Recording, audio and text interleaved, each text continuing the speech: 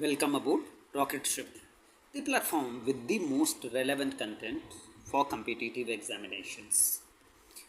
Continuing with our series on answer writing for general studies papers of civil services mains examination, we'll take up a question that is expected, that can be expected actually, in the general studies paper 3 of civil services mains. However, this question is as likely to come in GS paper 1, the geography part also. Let us begin with reading out the question, that is, despite its great promise, inland shipping has remained an unfulfilled promise in India. As you can see, the question is structured in two parts. In the first part, you have to discuss the great promise of inland shipping in India, and in the second part, you have to list down the obstacles faced by inland shipping that because of which it has remained an unfulfilled promise. So, how do we introduce our answer? We can start by saying, for an example, that India is crisscrossed by a number of major rivers, some of which have necessary flows to support inland shipping.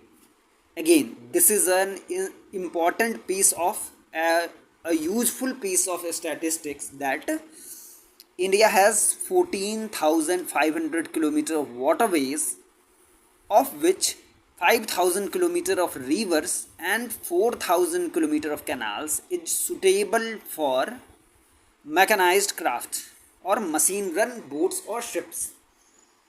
Moreover, inland waterways is not only eco-friendly, we know this because it uses much less fuel than road transport as well as railways, but also economic with freight rates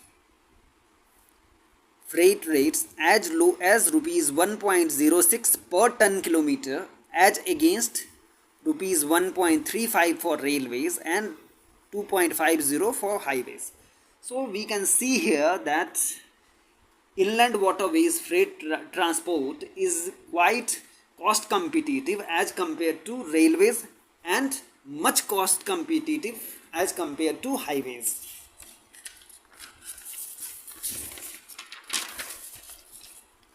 Therefore, to harness the potential of waterways, the National Waterways Act was passed in the year 2016, giving a statutory backing to development of inland waterways, and a project called Jal Marg Vikas was launched to develop infrastructure to support inland waterways navigation.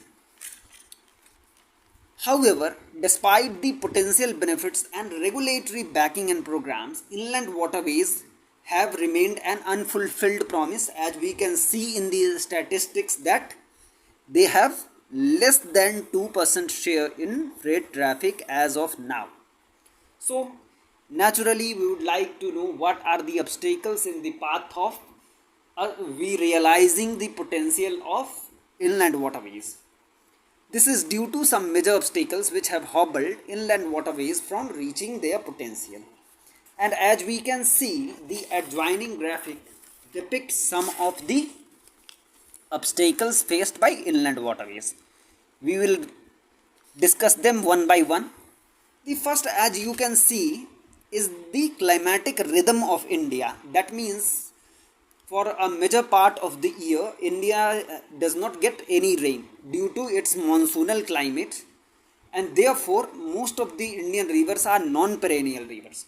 And even if some of the rivers which are perennial rivers like the Ganges, the flow is mightily reduced, it is much reduced during the summer and other months.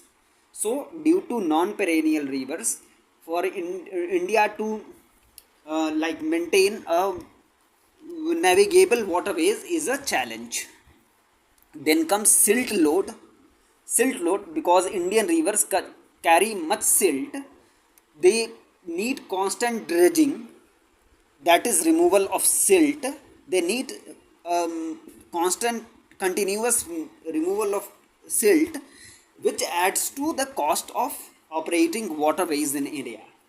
Then comes transnational waterways, transnational rivers leading to a break in channels.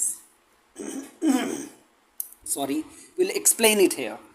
Take the example of National Waterways 1 and National Waterways 2, which cover the rivers Ganges and Brahmaputra in India. If you see on the map, these are actually one channel, but due to separation of East Bengal in the form of Bangladesh, these rivers do not have a continuous channel. So, again, to give you an example, suppose we were to go from Patna to Guwahati, it is not possible to go to Patna to Guwahati, take freight or goods from Patna to Guwahati, because Bangladesh comes in between. Then there is lack of deep sea ports at river mouths in India, due to which the inland waterways cannot serve international trade traffic. Then comes river water disputes, a perennial problem in India between states, due to which they are mostly over exploiting river. They are removing most of the river water for irrigation purpose, etc., and due to which we cannot maintain much flow to support inland waterways. Then comes underdeveloped hinterlands. Again, it needs a little bit explaining. We'll give the example that, for an example, if a freighter were to take some commodity from port of Haldia to Prayagraj, in the way up it will have some business, but while it's returning, it will have virtually no freight to no goods to take to Haldia from Prayagraj, because Prayagraj, the region around Prayagraj is not as industrially developed. Then comes infrastructure bottlenecks like lack of multimodal integration. A case in point being that right now we do not have railway tracks which are laid to the berths on river ports. The most of the major river ports in India are till now not integrated with the railway networks. Then comes haphazard development. For an example, some of the bridges are so low that major ships cannot pass beneath them, and also some of the estates are haphazardly building water diversion structures like barrages, etc. Bridges, barrages, etc., due to which all of these serve as obstacles to the working of inland waterways. So we have already discussed the obstacles. So how do we resolve this? We cannot obviously leave our answer on a pessimistic note. We have to give some cause for optimism. So we can begin by saying that to deal with some of these problems, India has, for an example, recently entered into an agreement with Bangladesh, due to which Bangladesh would allow Indian goods traffic to navigate its river. That would mean, for an example, that goods traffic from Patna can be carried to Guwahati. Recently, a test run was taken from Patna to Pandu in Assam. Patna to Pandu, a test run was already taken. It was successful. Patna to Pandu. Pandu is a river port in Assam. Again, we have already discussed about the Jalmarg Vikas project. The Jalmarg Vikas project is aimed at developing the infrastructure for inland waterways. River cruises is an often overlooked opportunity as far as inland waterways are concerned. Being a culturally rich place, India can support river cruises, and river cruises would mean that the infrastructure developed for freight traffic, for an example, river ports, etc., can be optimally utilized. River cruises would lead to optimal or even maximal use of infrastructure. Anyway, then comes Sagarmala project, which is aimed at building major ports on India's coasts and also integrating them with Sagarmala would integrate the seaports with inland waterways. So these are some of the things that can be done to realize the potential of inland waterways in India.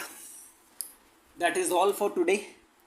We meet again some other day and discuss or take up one more question for discussion.